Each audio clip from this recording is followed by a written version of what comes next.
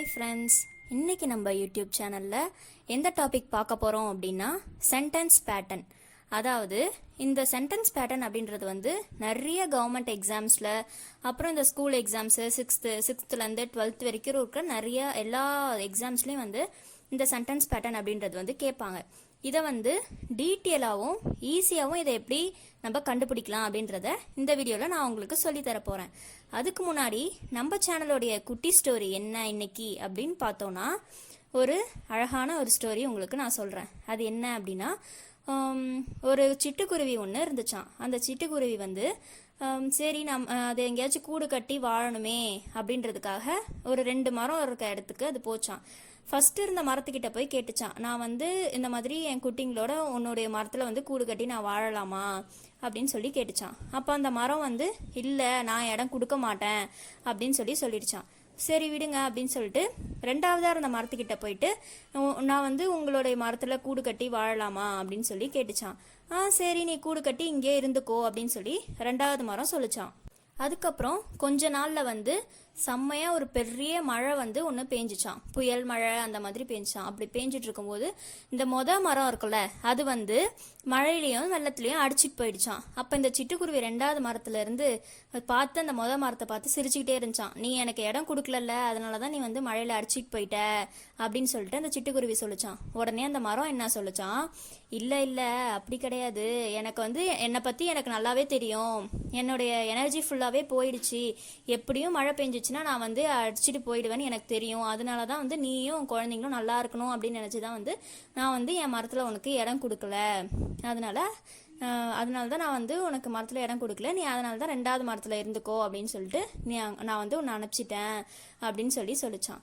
இப்போ இந்த கதையிலேருந்து என்ன தெரியுது அப்படின்னா, யாராச்சும் உங்களை வேணாம் நீ எனக்கு உனக்கு இங்கே இடம் இல்லை அந்த மாதிரிலாம் ஏதாவது சொன்னாங்க அப்படின்னா நீங்கள் அவங்கள தப்பாக நினைக்காதீங்க.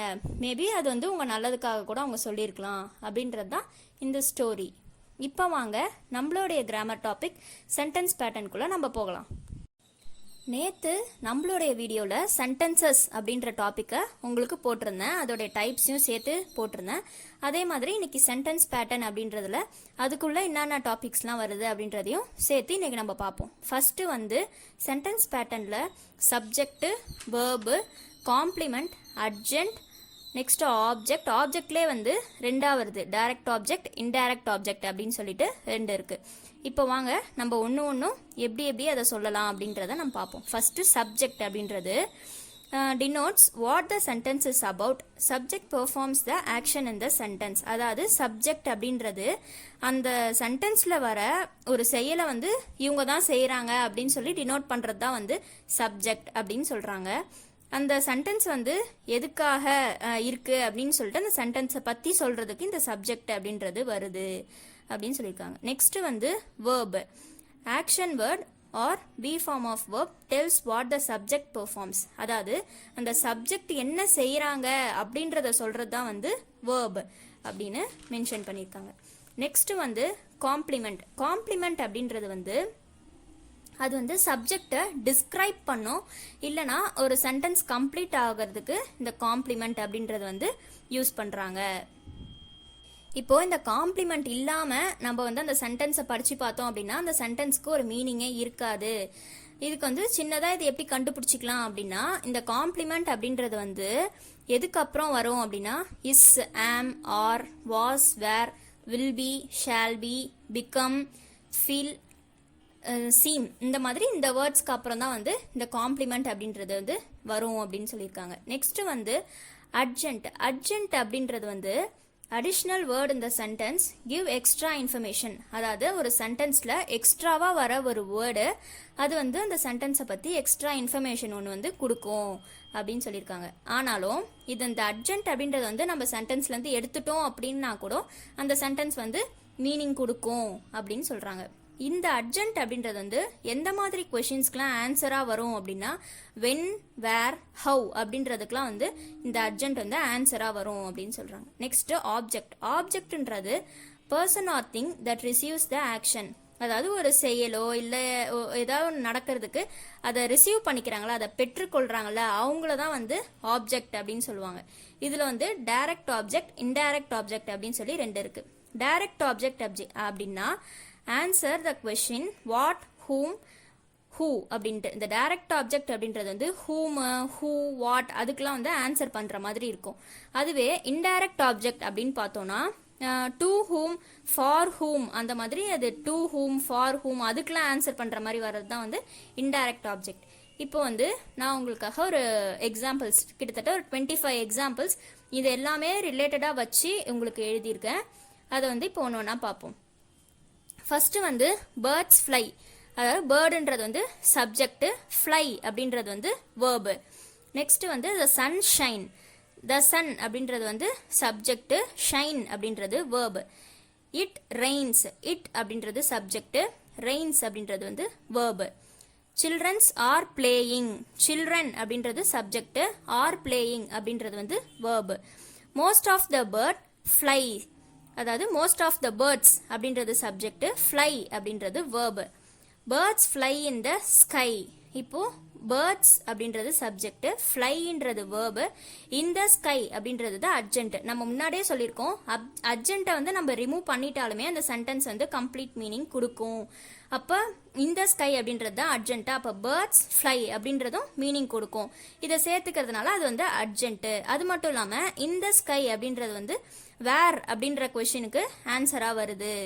Next the sun shines brightly, இதுவும் அதே மாதிரி தான். த சன் அப்படின்றது சப்ஜெக்ட், ஷைன்ஸ் அப்படின்றது வேர்பு, பிரைட்லி அப்படின்றது வந்து adjunct. Next it rains heavily in the morning, அதாவது இட் அப்படின்றது சப்ஜெக்ட், ரெயின்ஸ் அப்படின்றது வேர்பு, ஹெவிலி அப்படின்றது அட்ஜென்ட், இந்த மார்னிங் அப்படின்றதும் வந்து அட்ஜென்ட் தான். ஏன்னா இட் ரெயின்ஸ் அப்படின்றது வந்து மீனிங் கொடுக்கும். சப்போஸ் இந்த ஹெவிலி இந்த மார்னிங் அப்படின்றத வந்து நீங்கள் எடுத்துட்டாலும் இட் ரெயின்ஸ் அப்படின்றது மீனிங் கொடுக்கும். சில்ட்ரன் ஆர் பிளேயிங் நவ், அதே மாதிரி சில்ட்ரன் அப்படின்றது சப்ஜெக்ட், ஆர் பிளேயிங்ன்றது வேர்பு, நவ் அப்படின்றது வந்து அர்ஜென்ட். ஏன்னா இந்த அர்ஜென்ட்ல வர்றது எல்லாமே வந்து வென், வேர், ஹவ் இதுக்கெல்லாம் வந்து ஆன்சர் பண்ற மாதிரி வந்திருக்கு. One of the girl had been singing well yesterday, அதாவது இந்த சென்டென்ஸ்ல பாத்தீங்கன்னா நல்லா நோட் பண்ணி பாருங்க. ஒன் ஆஃப் த கேர்ள்ஸ் அப்படின்றது சப்ஜெக்ட், ஹேட் பீன் சிங்கிங் அப்படின்றது வந்து வேர்பு. வெல் அப்படின்னா அது ஹவ் வாஸ் ஷீ சிங்கிங் அப்படின்னா வெல் அப்படின்னு சொல்லுவாங்களா, அது வந்து ஹவுக்கு ஆன்சர் பண்ணுது. இந்த இடத்துல நெக்ஸ்ட் வந்து எஸ்டர்டே அப்படின்னு கொடுத்துருக்காங்க. அப்போ வென் எப்போ வந்து அந்த பொண்ணு பாடினா அப்படின்னு கேட்டோம். எப்போனா வென்னா எஸ்டர்டே. அப்போ இந்த சென்டென்ஸ்ல சப்ஜெக்ட், வேர்பு, அட்ஜென்ட் வந்திருக்கு. நெக்ஸ்ட் ஐ ரீட் புக், ஐன்றது சப்ஜெக்ட், ரீட்ன்றது வேர்பு, புக்குன்றது object. You are reading a book, யூன்றது சப்ஜெக்ட், ஆர் ரீடிங்ன்றது வேர்பு, ஓன்றது வந்து ஆப்ஜெக்ட். ஆப்ஜெக்ட்ன்றது ஒரு ஆக்ஷனை ரிசீவ் பண்ணுறது தான் வந்து ஆப்ஜெக்ட் அப்படின்னு நம்ம முன்னாடியே சொல்லியிருக்கோம். ஐ மீட் மை டீச்சர், ஐன்றது சப்ஜெக்ட், மீட் அப்படின்றது வேர்பு, மை டீச்சர் அப்படின்றது வந்து ஆப்ஜெக்ட். நெக்ஸ்ட் வந்து India has won the cup in 2012, இந்தியான்றது சப்ஜெக்ட், ஹேஸ் வான் அப்படின்றது வேர்பு, த கப் அப்படின்றது ஆப்ஜெக்ட், இன் 2012 அப்படின்றது அர்ஜென்ட். ஏன்னா இன் 2012 வந்து நம்ம ரிமூவ் பண்ணிட்டு பார்த்தாலும் அந்த சென்டென்ஸ் வந்து கம்ப்ளீட் மீனிங் கொடுக்குது. My mother cooks food for me, இதில் இந்த சென்டென்ஸ் வந்து கரெக்டாக நோட் பண்ணுங்க. மை மதர் அப்படின்றது சப்ஜெக்ட், குக்ஸ் அப்படின்றது வந்து வேர்பு, டைரக்ட் ஆப்ஜெக்ட் வந்து வந்திருக்கு. இதில் எப்படி அப்படின்னா அந்த ஆன்சர் வந்து வாட், ஹூம், ஹூ அப்படின்னு சொல்லிட்டு அதுக்கு வந்து அது மீனிங் கொடுக்கறதுனால அதுக்கு ஆன்சராக வர்றதுனால ஃபுட், யாருக்கு அப்படின்னா ஃபார் மீ, யாருக்கு கொடுக்குறாங்க அப்படின்னு சொல்லி கேட்டிருக்காங்க. அதனால அது வந்து ஃபார் மீ வர்றதுனால DOIO வந்திருக்கு. My mother cooks food for me, my mother அப்படின்றது சப்ஜெக்ட், குக்ஸ் அப்படின்றது வந்து வேர்பு, ஃபுட் அப்படின்றது டைரக்ட் ஆப்ஜெக்ட், ஃபார் மீ அப்படின்றது வந்து indirect object. My friend presented me a watch, my friend அப்படின்றது சப்ஜெக்ட், பிரசன்டட் அப்படின்றது வேர்பு, மீ அப்படின்றது வந்து இன்டைரக்ட் ஆப்ஜெக்ட், எ வாட்ச் அப்படின்றது டைரக்ட் ஆப்ஜெக்ட். நெக்ஸ்ட் எக்ஸாம்பிள் வந்து வி எலெக்டட் இம் லீடர், அதாவது வின்றது சப்ஜெக்ட், எலெக்டட் அப்படின்றது வந்து வேர்பு, இம்ன்றது ஆப்ஜெக்ட், லீடர் அப்படின்றது வந்து காம்ப்ளிமெண்ட். நம்ம முன்னாடியே சொன்ன மாதிரி காம்ப்ளிமெண்ட் அப்படின்ற வேர்டை, காம்ப்ளிமெண்ட்டாக வர வேர்டை வந்து நம்ம ரிமூவ் பண்ணிட்டோம் அப்படின்னா அந்த சென்டென்ஸ் வந்து மீனிங்லெஸ்ஸாக ஆகிடும் அப்படின்றது தான்.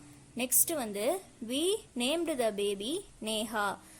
we அப்படின்றது வந்து சப்ஜெக்ட், named அப்படின்றது verb, the baby அப்படின்றது ஆப்ஜெக்ட், நேஹா அப்படின்றது வந்து complement. they made him the mayor.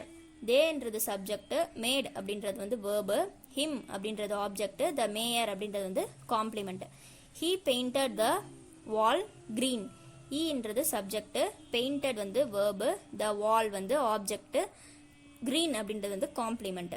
அதாவது இந்த போஸ்டிங்ஸ், அதாவது இந்த லீடரு, டாக்டர், டீச்சர் அந்த மாதிரிலாம் வந்து வந்துச்சு அப்படின்னா அதெல்லாமே காம்ப்ளிமெண்ட்ல வரும்.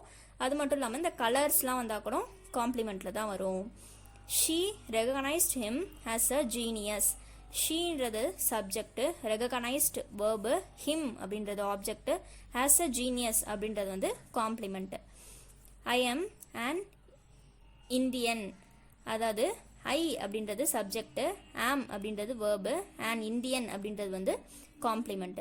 Her father is an advocate. Her father அப்படின்றது சப்ஜெக்ட், இஸ் அப்படின்றது verb, அண்ட் அட்வொகேட் அப்படின்றது complement. She will become a scientist.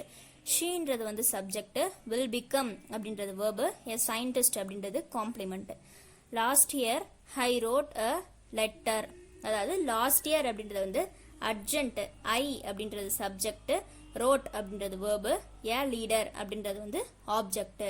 ஏன்னா இந்த லாஸ்ட் இயர் அப்படின்றத வந்து நம்ம ரிமூவ் பண்ணிட்டோம் அப்படின்னா கூட சென்டென்ஸ் வந்து கம்ப்ளீட் மீனிங் தான் கொடுக்கும். இன்னைக்கு வந்து நம்ம பார்த்த சென்டென்ஸ் ஸ்ட்ரக்சர், அதாவது சென்டென்ஸ் பேட்டர்ன் வந்து உங்களுக்கு புரிஞ்சிருக்கும்னு நான் நினைக்கிறேன். அப்படி இதில் ஏதாச்சும் டவுட் இருந்துச்சு அப்படின்னா மறக்காம கமெண்ட் பாக்ஸில் கமெண்ட் பண்ணுங்க. நான் வந்து நெக்ஸ்ட் வீடியோ போடும்போது கிளியராக சொல்கிறேன். நம்ம சேனலை ஃபர்ஸ்ட் டைம் பார்க்குறீங்க அப்படின்னா லைக் பண்ணுங்கள், ஷேர் பண்ணுங்கள், கமெண்ட் பண்ணுங்கள், மறக்காமல் சப்ஸ்கிரைப் பண்ணுங்கள். கூட இருக்க பெல் ஐக்கானில் ஆல் ப்ரெஸ் பண்ணி வச்சுக்கிட்டிங்கன்னா நான் போடுற நெக்ஸ்ட் வீடியோஸ் உங்களுக்கு நோட்டிஃபிகேஷனாக வரும். Thank you all.